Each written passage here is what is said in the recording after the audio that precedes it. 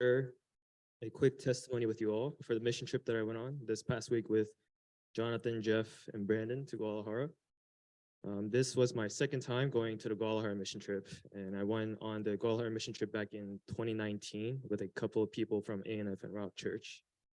It was very, very nice to see some of the people I met back in 2019 again in this year's trip. However, it seemed like a lot of things have also changed since then. And like what Jeff had mentioned, first of all, when we arrived at Guadalajara and attended Sunday service of our missionaries church, Iglesia Bautista del Señor, the church had been struggling a lot since COVID and saw a drastic decline in their church membership. Many members have either passed away or left the church due to COVID.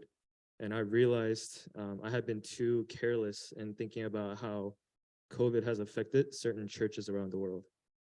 And from what I had seen from this year's trip compared to the trip back in 2019, it seemed like the church membership had decreased by at least 70%. I had such mixed emotions of feeling very sad about the current situation of the church, but also very thankful for the remaining 30% of the church members for remaining their place and attending church and house church so faithfully despite the struggles and pain that they were going through. I just wanted to ask our congregation to just keep the people of Iglesia Bautista del Señor in your prayers constantly. And we visited total of 6 Huichol villages during our trip. And for those who are not very familiar with the living condition of those villages, they live in very remote places in the mountains, often ostracized by the government and the people of Mexico, with very little income and supplies of food and clothing.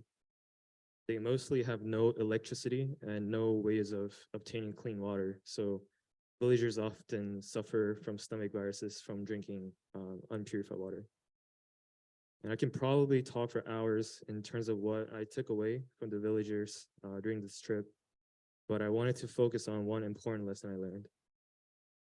Our Guadalajara missionary, Pastor Chu, told us about the effort and dedication some of the villagers make just to attend church service, or to just simply go to the church building from where they live. For some villagers, they walk 4 to 6 hours from where they live just to go to the church building to attend service.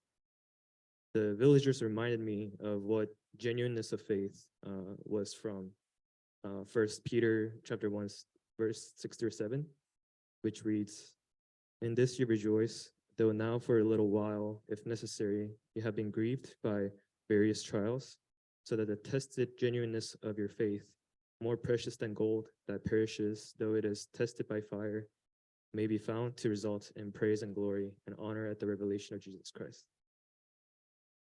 Pastor Chu talked about the worth and the value of their attendance and their commitment to church.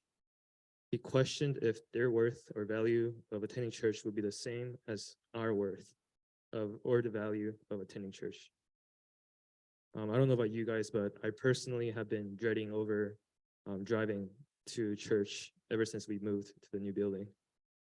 Even though it added only 10 more minutes of driving, not even walking, driving to church, I have been complaining so much and have been in so much discontent lately. This trip helped me realize a lot more how embarrassing my commitments were to God and to the church.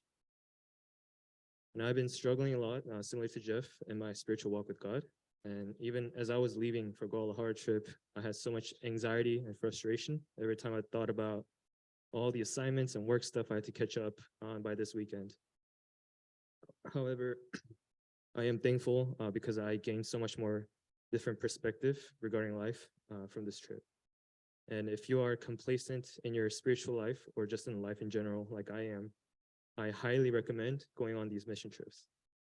I'm sure the impact of actually going on these trips will be way more impactful than the impact of just hearing our testimonies.